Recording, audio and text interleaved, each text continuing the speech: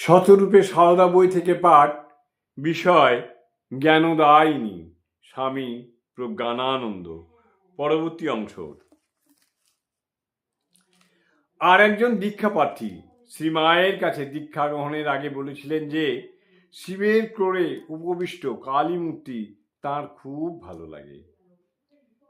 দীক্ষার্থীর অন্তরে হয়তো বাসনা ছিল যে শ্রীমা তার কথা শুনে শিব ও শক্তি উভয়েরই বীজমন্ত্র দেবেন, কিন্তু জ্ঞানদায়িনী শ্রীমা জানতেন যে সূর্য রশ্মিকে ছেড়ে সূর্য যেমন থাকে না, মণির জ্যোতিকে ছেড়ে যেমন মণি থাকতে পারে না, তেমনি শিবকে ছেড়ে শক্তি কিংবা শক্তিকে ছেড়ে শিব কখনোই থাকতে পারেন না।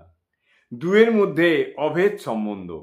শিবা ওই দীক্ষাপ্রার্থীকে বললেন, শক্তি কি বাবা কখনো শিবকে ছেড়ে থাকেন? শক্তি কি শিবকে ছেড়ে থাকেন? তোমার শক্তিমন্ত্র। এই বলে শক্তিমন্ত্রে তাকে দীক্ষা দিলেন।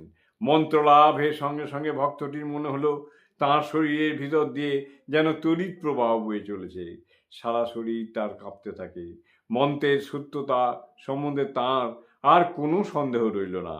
দীক্ষা প্রার্থীর ব্যক্তিগত সংস্কার এবং বংশের সংস্কার ভিন্ন হলে মায়ের স্ফটিক স্বচ্ছ চিত্তে যে সত্য উদ্ভাসিত হতো তাকেই তিনি প্রাধান্য দিতেন। জয় মা, জয় মা।